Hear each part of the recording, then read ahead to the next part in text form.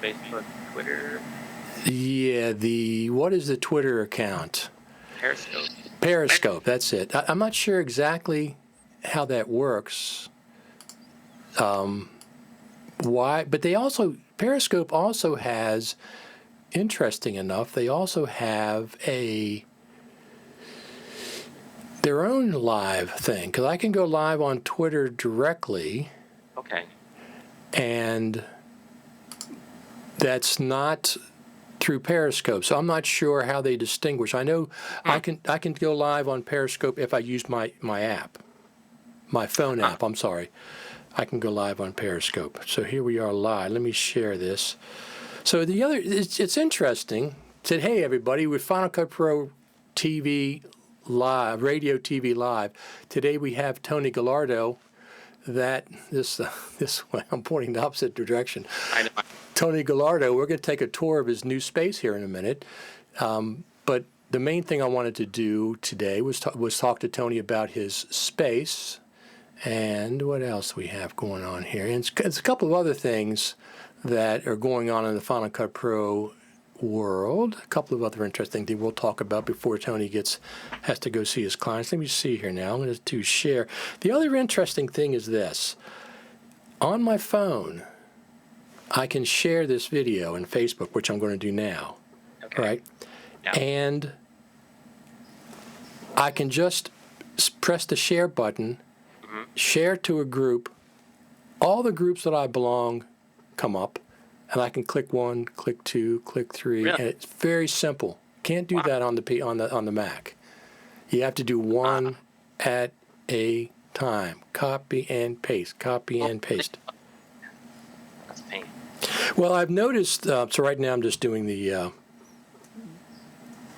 I'm doing it on my phone. So I noticed that there's times when the apps on the phone actually have more or different features than what the Mac does, and sometimes in this case it's better. It's much easier for me to pull up the thing, share, and just click, click, click, click, click, click, click, and it goes to all the groups. But I can't do that on the desktop. On the desktop, it's kind of bizarre. So plus I put it in a couple of groups that not necessarily Final Cut Pro groups. I just shared it to another group down where I used to work. Oh, nice. So yeah. And then we have a group here in Baltimore, Final Cut Pro Baltimore area users. It's not real active, but it is interesting that they do have some stuff there. So we'll post in a bunch of those groups. One of the days I need to get a South Texas Final Cut group going. Do you have like a dozen people or so you can start with, you think? No, it's probably a little less than that. But at the same time, it's like I haven't done a search, so to say. Right, exactly. So, and as a matter of fact, I'm going to post this in the DaVinci Resolve for Professionals because since you... Yeah, I need to do that too. Start a user group. Maybe it should just be the creative user group. Yeah. Everybody.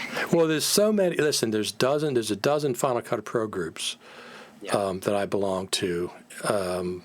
Different ones I frequent more than others. For example, there's a couple of groups that have less members that I frequent, maybe a few hundred, which I kind of like.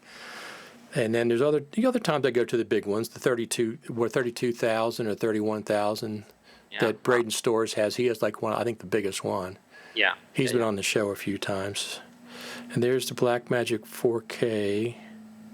I've been doing these early morning meetings with one or two guys here in town, and so kind of have this idea to do like a video podcast where it's like coffee and creatives, and that's literally what we do. We just sit around, we talk about our business, we talk about, we're looking to expand this way, or how do you deal with that, or creative things, just kind of, mull things. Nothing is pre-planned, but it's just kind of good to talk to folks. Right. Like, maybe now that we have the space, we could do that here and film it. Well, that's a great idea. So in my case, my big studio is downstairs, but this small studio is upstairs, and for the most part, it's set up. I can go live in a drop within 30 minutes, plus or minus, just because I always want to check things, check lighting and everything. So it just stays set up in this room. Right. This is also where I edit. but I can go live at any point, so it's very easy for me. When I get downstairs, it's going to be similar, but I'm going to have different ways to film. I have a bunch of different options now, all kinds of different options down there. Nice. This is smaller, so I do, I try to change it up every once in a while. Let me see what else. I think we're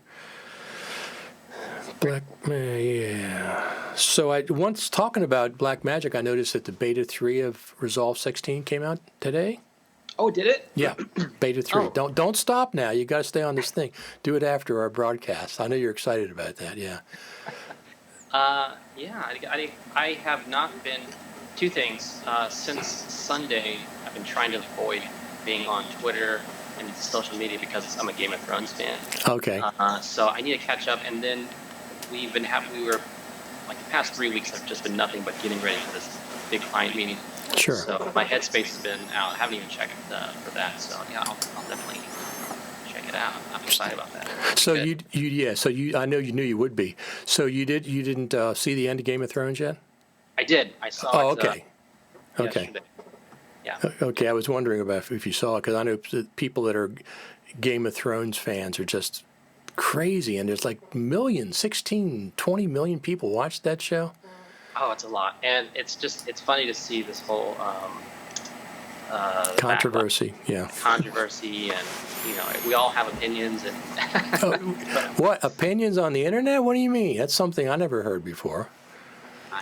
It's a new thing to me. Yeah, no. So I'm a huge Twin Peaks fan, and David Lynch, Okay. and it was the same thing when they ended season 3, because what happened was season 1 and 2 were the early '90s, and the ABC cut the show off after season 2, but they left a cliffhanger like they were going into season 3. So for 25 years we lived with that cliffhanger, and all of a sudden they came back again, and what does Lynch do? He does the same thing. He doesn't end it. It's not that unexpected, but he didn't end it on the Resolve. He did the exact same thing the ABC did. But some people say that was a good ending. It was an interesting ending. But so I have empathy for Game of Thrones people. And then also I was a big fan of Lost, which also that had a definitive ending, but people didn't like it. Right. Yeah. I never got into Lost. Thankfully, saved myself. Exactly. So that's the same. I've never seen a single Game of Thrones episode. I started one time, and it just wasn't for me. It wasn't for me. What I saw. I'm sure almost any series you could start watching and get into it. And that happened for me. I reluctantly I didn't want to watch it. Right. Right. You need to watch it. And finally, he twisted my arm. And, well, if you just do this, then I'll do that. And all right, let's do it. And then I got sucked in. And I just woke up from that craziness. So did you like it as a Game of Thrones fan, the ending? So I did, but it's really because I just, I can appreciate the hard work, and I can appreciate the time and effort that goes into it. Right. I'm not beholden to the material or to the books, so to me, all the material is new. So, do I wish that some things were different, some characters? Yes. I feel like they kind of wasted things on some characters, but at the same time, it's, you got to hand to those guys who are creating and crafting and writing and just pulling off a behemoth of a project, creatively logistically and production-wise.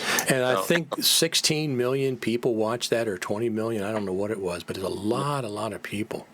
Yeah, oh yeah, big controversy. But I'm done. I'm done with knights and magic for a while. I'm good. I'm all knighted up and magicked up. So not being a Game of Thrones person who watches it, what era was it from? Looked like it was from medieval times, right? Yes, but it's kind of like a different universe. Okay. It's not grounded in 1600s. Okay, gotcha. Different universe. I see. That's what I was wondering. One of the things I was wondering about. Yeah. So that adds a whole new, obviously, literally another dimension to it. It's literally another dimension. Because it was a big production, boy, I tell you. Just every time I saw screenshots and stuff, it was like, wow. It's one of the biggest, I don't think anything can top it for a while. Right. It's a ton of work. All right, so you have is it a studio, or is it, you called it something else? Yeah, it's a little production, post-production facility. It's mostly post-production, but Okay. we can launch production out of here, all that good stuff as well. But yeah, just a little creative space that we have been trying to build for the past year or so. Okay. And finally had something that caused a deadline for us to where we had to. Those damn deadlines, those So, pesky yes. deadlines. Nothing will make something happen like a deadline. So Yes. that was yesterday, and past like 3 weeks, we have been trying to put the finishing touches, of the space to make it more accommodable for clients and for bringing in other creatives as well. So that's kind of where we're at now. So do you do the work yourself? Are you handyman? Yes and no. There's like these. I built a little false ceiling in the other room, the viewing room. Okay. So it's kind of like these little mini sound panels. They're not sound panels, but just a false ceiling. So that's as far as my handyman work goes. Other than that, I just moved all the furniture in myself with the help of friends and work and stuff. Okay. That's about it. Yeah. Okay. Well, that's good. That's good. So let's go on a little tour there. So behind you, there's some steps. We'll get to that in a minute. But let's start from the beginning and take a look. Okay, I'm gonna flip the camera around. So it's called Tomiga, right? It is called Tomiga. There's the Wow. backwards. You even got a garage? We are in this really cool space. It's a garage. It's the building is owned by these interior designers. Okay. They do really high-end interior design, and then we have their next little office space. So we share it with them, and this is their garage, and that's their car, their cool Thunderbird. Wow.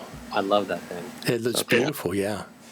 So you might saw a picture. I think I posted a picture. I did. I said, wow, Tony's got a car in his space. It is pretty cool. It doesn't drive. I wish it did, but so maybe one of these days we'll have to get it to drive. Okay.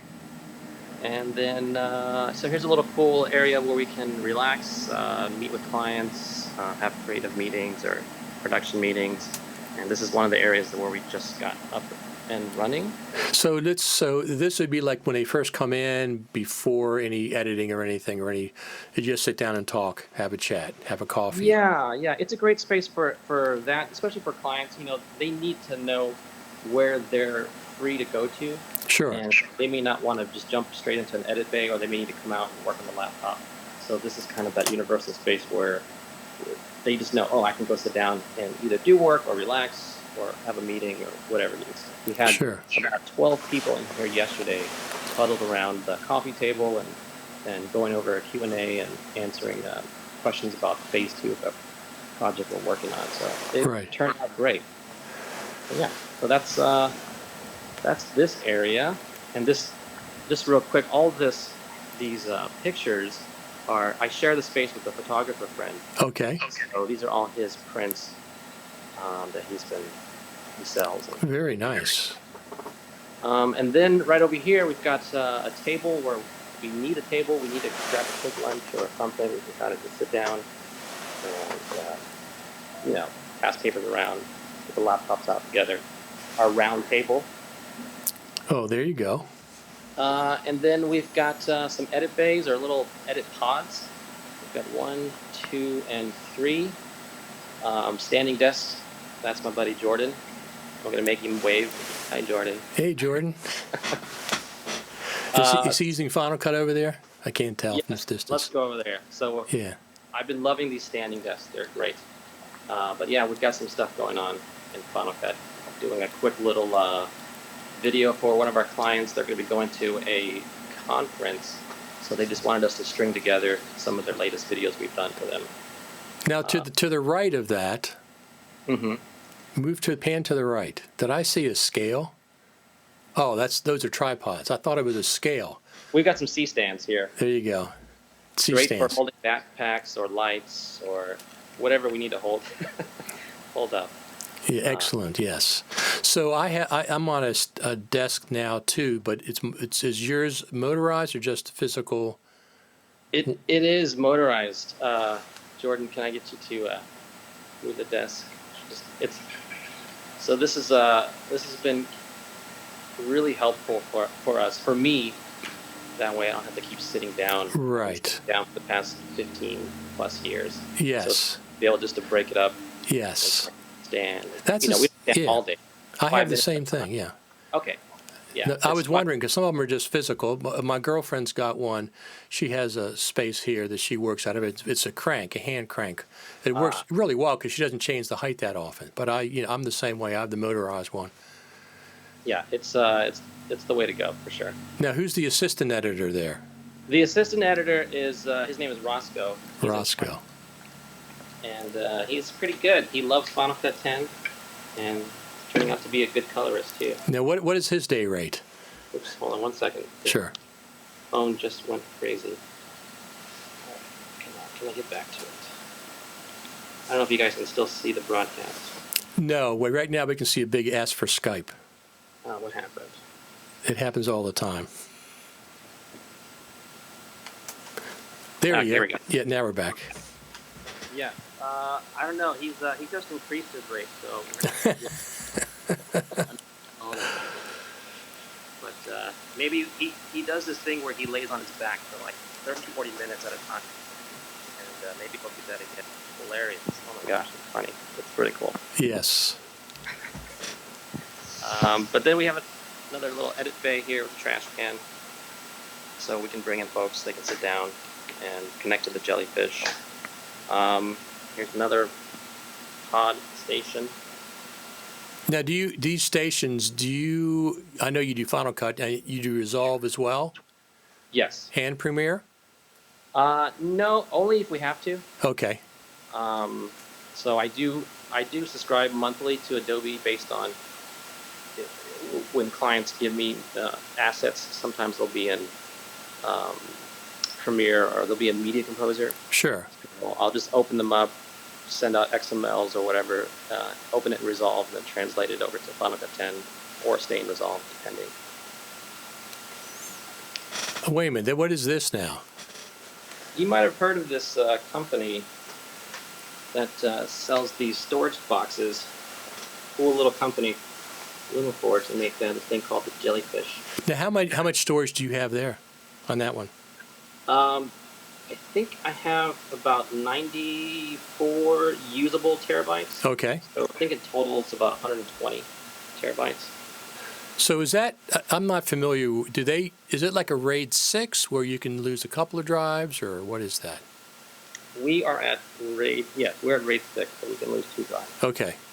Because that's what I would do. Yeah. And it's been, it's been great, not to be a salesman, but it's the best, just because I don't want to be an IT guy, I don't want to have to learn how to manage it and maintain it. So I just call them up, and Verdana or some wonderful person at Lumiforge is always happy, and they log in and fix any changes to problems that we might have. So exactly. It's pretty cool. They're all 10 giggy, so we can, we all work on UHD, 4K, Red Raw, and we can plug in 3 other machines at any time. Excellent. So yeah. So that's kind of where we mainly stay, work. We come over here, have fun. And then when we have clients over, this is what we've been working on as well. It's kind of our viewing room. So we can bring in clients, they can sit down, they can work, and they can view what we've been working on. Looks like somebody's been working on something. Yeah, Blackmagic Design. I mentioned before we came on the air, the beta 3 of Blackmagic, of Resolve came out today, of Resolve 16, so. Yes, I'm going to download it as soon as we're done here. Exactly. And then we have, of course, those of you who know me on the Twitter, I have to have a cocktail bar. So here's my cocktail bar. So where's a coffee station? That's what I'd be interested in. We have a little coffee station right here. Oh, there you go. That's cool. So we can grab coffee. We're right next to the Riverwalk, and there's this whole burgeoning restaurant development scene happening. So there's a lot of cool coffee shops. So either we'll make coffee here, or we'll just walk over across the river and grab some coffee. There you go. But that's the space. That's very, very cool. And then what's going on upstairs where the stairs were? Upstairs is to my friend who's a photographer who's seen his prints now on the wall. Right.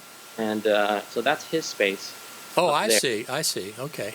So he gets up there, and Roscoe goes up there as well. And he had just left about an hour ago. I think he's going to go on a shoot or meet somebody. He'll be back later today. Okay.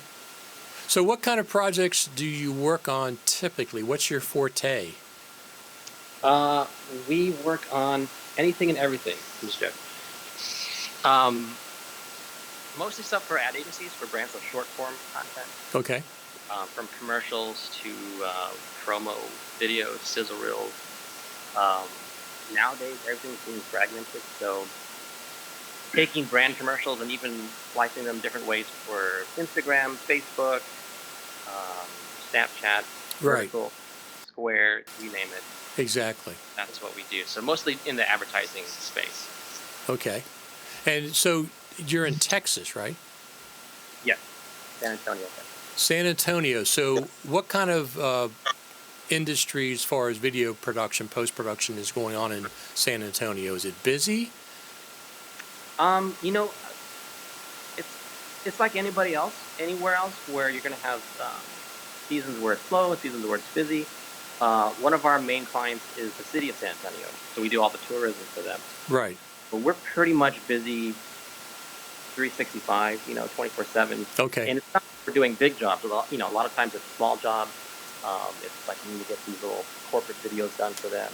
Right. But what I think is interesting is we kind of created this brand content, this brand lifestyle footage that we could repurpose and use in multiple different ways. So from high end all the way down to quick turnaround, right, low end stuff.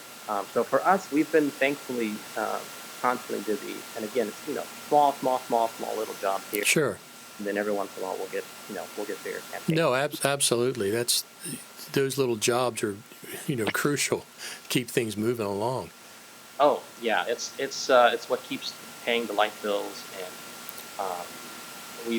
and that's one of the things why I like with the Jellyfish is I've been able to keep everything online, so we have access to all of their content and can mix and match to make for whatever they need. So now I'm looking to replicate this model with another client, another business actually. Okay. We've got about 30 or 40 retail stores here in Texas, and so we're looking to do a whole web content generation machine for them as well. Hopefully we'll see how that goes. So how does Resolve work with the Jellyfish? I mean, how does Jellyfish work with Resolve? Pretty seamlessly? Yeah, I mean, it's just like any other drive. Okay. It's like any other attached storage. It just sees it as a hard drive that you can access. The one thing that I haven't done, which I'm looking to do, is doing the collaboration, the shared storage collaboration with Resolve. I've heard that they have that, yeah. It's just like if I was using Premiere or Avid or Final Cut 10, where you just access it as a drive on the desktop. But Resolve has a collaboration feature where we can all be in on the same project, editing, coloring, or doing whatever. So that's my next step. I have to get a couple pieces of hardware to make it happen. So hopefully by this year we'll have that in place. So it's not like one button and I'm sharing a project? No. Once you have it set up, it is. But, okay. Because we're on the Jellyfish, we need to get a switch. I'm sorry. Sure. I got my buddy Roscoe here. He's a nice dog. Yes. So we need to get a switch, and then we need to set up a shared database, which isn't too hard. But the switch, just getting the switch and running all the new lines. Sure, absolutely. Then we're good to go. So that's excellent. So the performance is comparable to what it is on Final Cut Pro with the Jellyfish? Yeah, I would say that as far as editing performance and coloring performance, it's like we all get about 800-ish megabytes per second read and write. Wow, that's great. So, I'll be coloring a lot of times on 6K R3D files, and Jordan will be cutting videos. Right before NAB, we had another editor or two in here, so we were all doing different things, working on different jobs. and they were cutting in. The other editor was cutting in 4K. Jordan was working on some brand commercials, and I was working on some other stuff. And it's just such a time saver because we could all be working. And then, what are you working on? We're all close to each other. Sure. Kind of see it and approve it. And just keep cranking away. So everybody I talk to thinks that Final Cut Pro 10.5 is going to be about collaboration. What are your thoughts about that? I mean, personally, I would love for that to happen. I don't know if it's in their vision for the software, so to say. Because they might just be happy where it's at or adding different features, but I would love for that to be possible. Just because we don't have too much of a problem here because we're all in the same environment, so it's very easy to say, hey, so-and-so, can you close the library down? But if we had to go down the hall, then it'd become a little bit more difficult. So some sort of way of either sharing events or projects would be huge, I think. So. I don't think, I agree with you. I don't think that they initially intended to be a collaborative NLE, but I think perhaps they're looking at it at this point. Just when I worked with Brad Olson on Off the Tracks, and I'm on East Coast, he's over there in Utah, and we had to share XML files to get back and forth. Did that for a year, so it would have been nicer if we would have been able to share libraries and events a little easier. Now, we used Frame.io, but it wasn't as advanced as it is now, because that was like 3 years ago. Frame.io is a great resource for a lot of different things, and they themselves are very close to becoming a MAM if they wanted to do that, and there could be interesting workflows with that. But I mean, I feel like there's a lot of other little startups who are very close to doing some sort of collaboration, like the guys that are in Europe, and I can't believe I'm forgetting the name. Metronome. They just got bought up by Hedge. You're talking about Jasper Seegers, and Jasper, so, right? We're starting to see flavors and things pop up toward there's a mindset to make it happen. So hopefully we'll see Apple opening it up. I just interviewed Paul from Hedge a couple weeks ago, I think. Oh, really? Yeah, I had him on one of these live, and we talked all about that. The difference between using Jasper's solution and Frame.io, because he also has Frame.io integration. He said they're two different things. They complement each other, what they're doing. So he was pretty excited about that. So, I have Hedge myself. And I was interested because I'm not sure of all the features that it has. I mean, it has such a simple interface that it kind of fools you. It does. It's very clean. They did a really good job of, like you said, making it. It's simple, but it's not simple. It's like complex simple, which is good. Make it very easy to follow a flow. No, exactly. I like simplicity, but I like to, as an advanced user, I like to get in there with important, some of the high-end things or some of the more complex things. They don't scare me.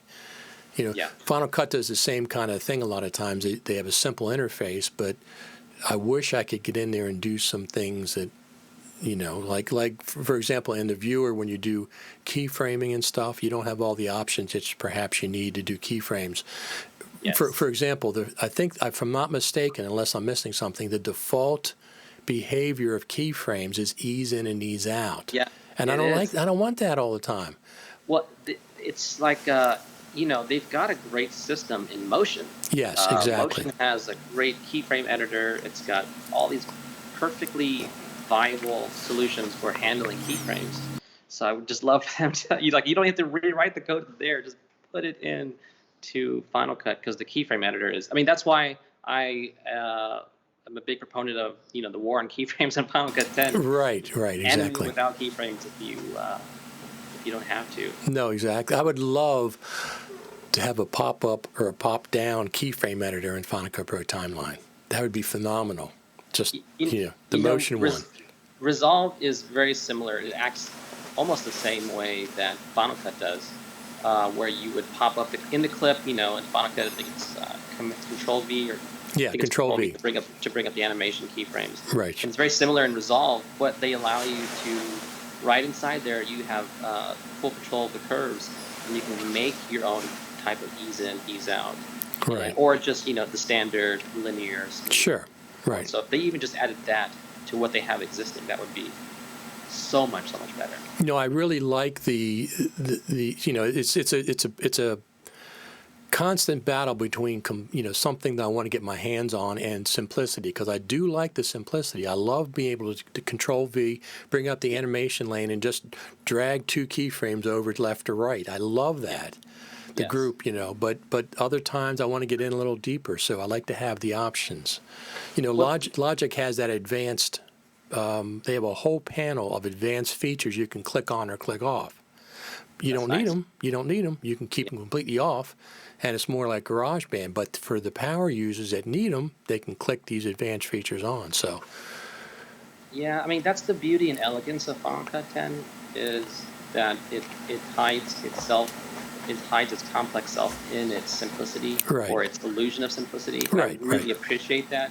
So I understand that there's that vision and that mantra to maintain. But yeah, please add more functions to keep it. Well, here's another thing. We were on the Twitter this morning or yesterday. The Australian Alistair Robbie. Do you know Alistair? Mm-hmm. So he was talking about the colors in the Final Cut Pro palette, and I chimed in. Yes, I don't particularly like them. I'm glad we have more because they gave us more in the roles.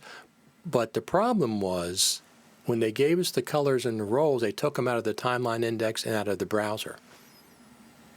Really? Yeah, we used to have colors in there, and they took them out of there. So my joke is there's a zero-sum color palette that they can, if they take them out here, they got to take. But the colors in Final Cut, I mean, compared to like Logic, which is their other pro app, Logics are much more vibrant. And, so the ones in Final Cut are very dull.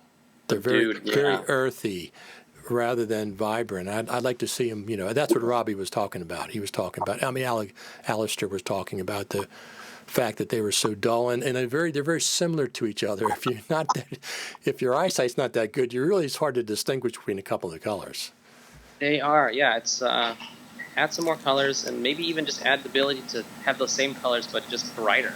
Well, that would be good. Separate them a little more. And the other thing is, when I was talking to LumaFusion at NAB, I love this feature. They can color tag clips, and you can sort by color. Yes. You can sort by yellow. That's one of the sort features. All your yellow clips come up. That would be huge. Yeah. Because then you use that in conjunction with range-based keywords. Sure. Sometimes you just want to be able to just isolate some clips based on the whole clip and not. Yeah, that would be huge. Color, I would love that. Well, the other thing that I see all the time is people using emojis.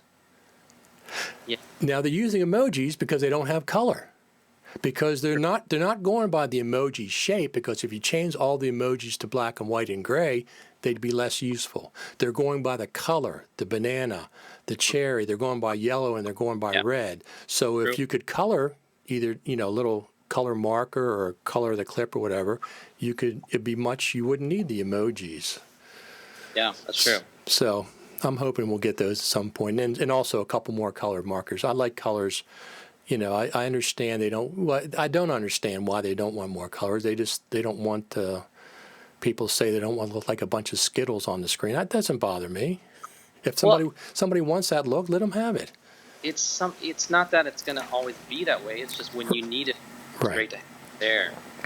Because maybe not every project you're working on needs that level of complexity, but there will be projects that you need to jump it up a level. Well, absolutely. When I work in Logic, and I can color code clips, individual clips on each track. So, like when I do the Final Cut Pro Radio podcast, I have a section, and wherever we're talking about, I color code that group of clips. And then the next section, we're talking about something different, and I'll color code that group of clips. And I can visually immediately see, this group is this group is this group is this. And I can take them all and drag them around, and, the timeline closes up. In Logic, the timeline will shuffle right or left. It's one of the interesting features. You can go right or left. There's just a keyboard shortcut that I use to do one or the other. So yeah, I wish they had more the ability to color clips in the timeline to separate them. I use roles for that. I define roles for these are color correction clips from Resolve. These are renders from wherever. This is my stock media clips. They have their own role. So Right. That way I can kind of color and visually see which clip is which.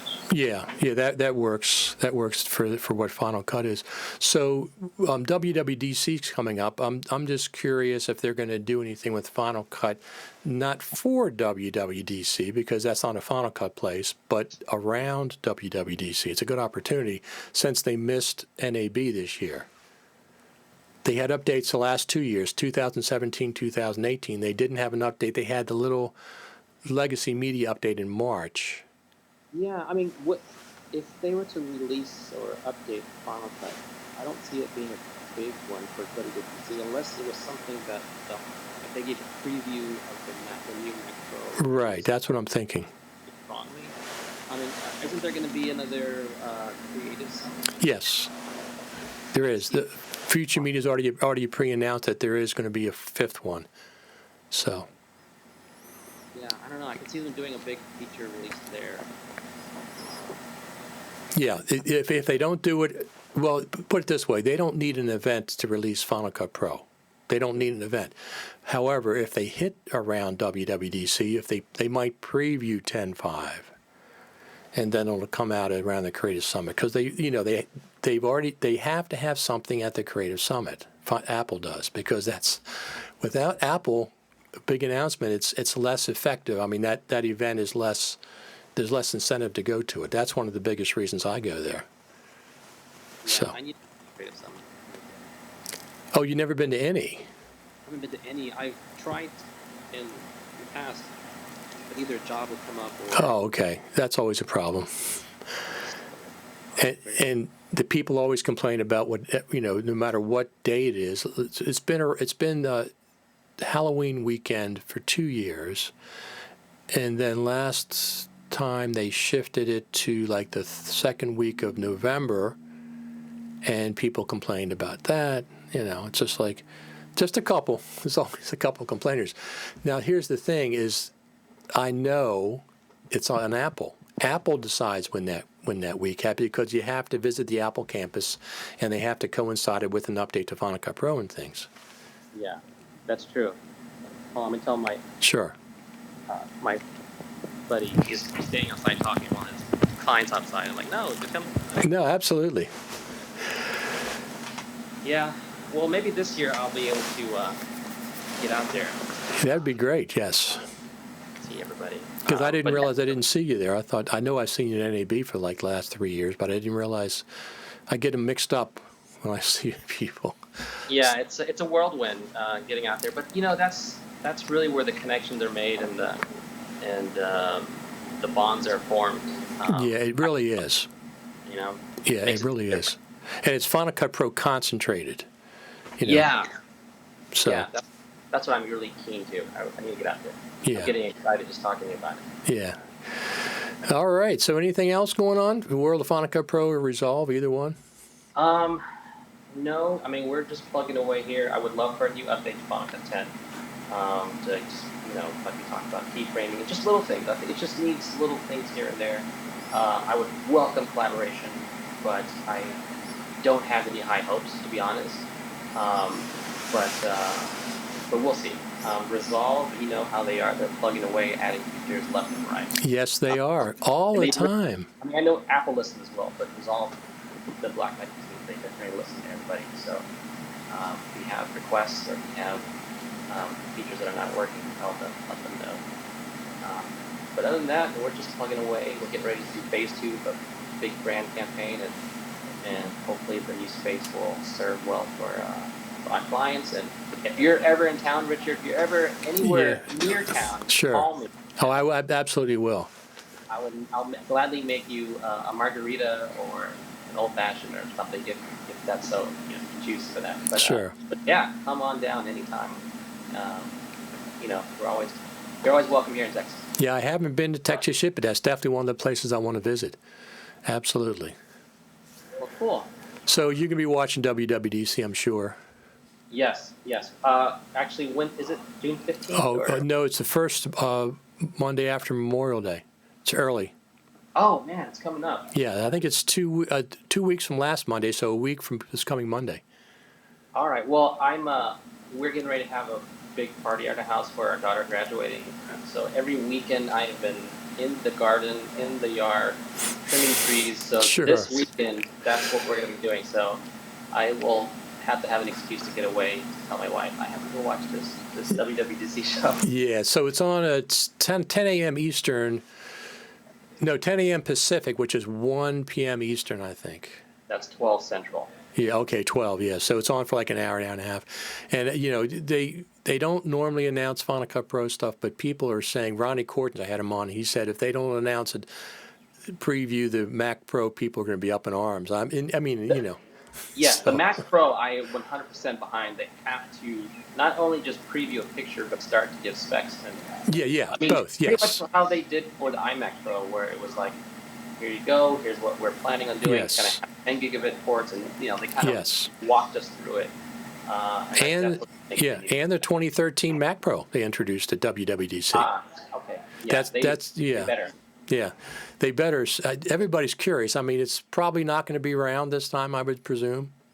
That's one of my guesses. Probably not going to be round, circular, cylinder. Yeah, I would hope. We'll see. As long as it works, as long as it's upgradable. Again, they say modular. Everybody's thinking upgradable, but No, the Apple said upgradable. Apple said modular and upgradable. They said They said both of those things. Did they? Okay. Yes. I think also their version of upgradable is to be different. Right. You can upgrade the LED light in the panel in the front or something. But you know what? I welcome it. I really do. I'm glad that they're doing it. I am too. Because it will fill a need and hopefully put confidence in those people who lost it. Yeah. Well, the other thing is, so they upgraded the MacBook Pro again yesterday. Oh, yeah, they did. 8 cores. So I think that's, if I'm not mistaken, I read somewhere that's the third time in 12 months they've upgraded the MacBook Pro. And they also physically changed or adjusted the keyboard too. Yeah, a new keyboard. It's new design. Yeah. They're listening. They are definitely listening. But I mean, 3 times in 1 year is incredible. For Apple, So I really love what they did with the new. I have the latest MacBook Pro, not this one, but the one before it. I mean, I love it. It's powerful. Do you edit on it, full projects on it, or just do it when you're on the road? Do you? So if I have a project that I can take media with me, if it's not like heavy and R3D files or something, then I'll do that. Sometimes I'll have proxies, but yeah, I definitely take stuff on the road. And do animating, do fusion, do resolve. Really? And of course do Final Cut. Okay. Yeah. Oh yeah. Okay. It's a little work for us. Well, what I see, the people that use the MacBook Pro as your main machine, it tickles me because they have the MacBook Pro, then they connect a second display, then they connect an eGPU, and then, like I said, then you're back. That's an iMac. Yeah, I'm torn with that too because it's like I would like the power of the mobility, but then you definitely don't have the same power. Right. As far as the desktop. Right. But when I was at NAB, there was a pod at Blackmagic where they had a 13-inch MacBook Pro, and they had 2 eGPUs, the Blackmagic EPUs attached to that. Right. And that thing was just flying, cutting through raw files, 8K files. Like, isn't that incredible? I was surprised. Like, wow, that is amazing. So I guess if you still had to do heavy lifting, you can do it. Start to do it now. You absolutely can. If that's your only machine, I understand it. But to me, it's like I'd rather have a desktop still. Yeah, exactly. Every time I edit on I have a 2016 MacBook Pro. I like it, and I develop different keyboards because of the way my hands are when I edit. Like I move J, K, and L, for example, to the left more on some keys because I use my right hand for other things on the trackpad. But when I come to this iMac, this beautiful 5K iMac, there's no comparison between the two. It really isn't, with power and stuff. But I do understand if that's your only machine, or you have to do it in the field. It's completely understandable. And it's totally viable. It is totally viable. Oh, absolutely, especially with eGPU. That was a big deal. But most of those desktops have the proper ports, and you don't have to go out and buy a hub, so it's all there. Speaking of the Mac Pro, one thing I just remembered is I'm curious to see if they're going to do any custom chips, or custom silicon for the Mac Pro. They've got their own custom chips in the iPad Pro, and it's screaming. That's the one in the MacBook Pro for the Touch Bar, right? That's the chip. Well, that's the T2 chip that's theirs. But they've got the graphics is custom in the iPad Pro. Okay. But yeah, it's just powerful. So I'm curious to see if they'll push back to that route, repeat history again. Well, they have to kind of surprise us because it's taken so long. They can't just be like the cylinder Mac Pro in a box or something. That doesn't make any sense. You know what I mean?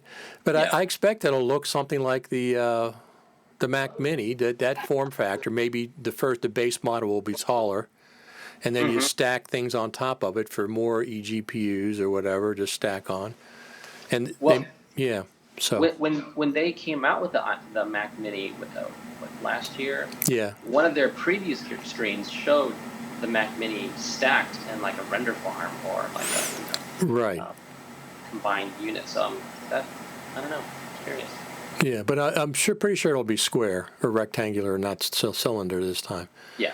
I don't know how the cylinder will work. Yeah, I think people would just be mad from that. Just if it looked like that.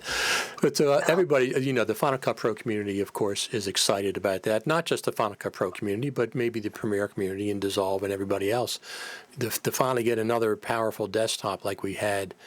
Not that it wasn't okay when it first came out in 2013, but, here in 2019, 6 years later, this... it hasn't been that viable for years, especially with the iMac Pro coming out.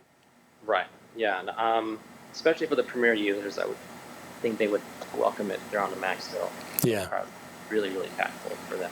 Yeah. Well, I'm going to be on the Mac. I'm not interested in the Windows side of things. Never have been. I mean, when I first started, I was looking at either platform, but I like the Mac a lot better. So. Much better. All righty. That's great. So Tomiga, and your website is? TomigaWorks.com. Okay, .com. And people can contact you there. They can see. Yeah. You got to get some more pictures of your space. There's an About page where you can send an email or find me on Twitter, Tomiga2. And I am working on getting pictures of the space, proper pictures. Right. Kind of like little teaser pictures. Right. Well, you can also take those pretty quick for our pitch video. So you can put this video up from YouTube and link it up, embed it on your site too. Oh, okay, really cool. Yeah, I'll send you the link. So the other thing is, Tomiga comes from what? Tony? Tomiga comes from really years and years ago. Like everybody, we have all these usernames, and I was tired of trying to find Tony _ blah, blah, blah, blah. So I took the first two letters of each of my names, Tony Michael Gallardo. Oh, okay. So that came out to Tomiga. Okay. So everybody's kind of like, what is Tomiga? Yeah, no, that's why I asked. Exactly. No, I figured the toe was the Tony but I didn't know Michael was the middle name. Yeah. Yeah. So.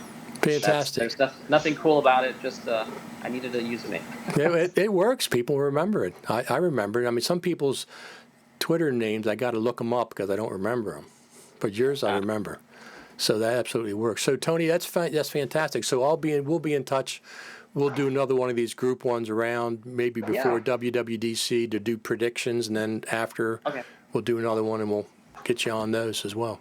All righty. Great. Thanks, Richard. Thank you very much, sir. Talk to you again. All right. Everybody have a good day. You too. Bye.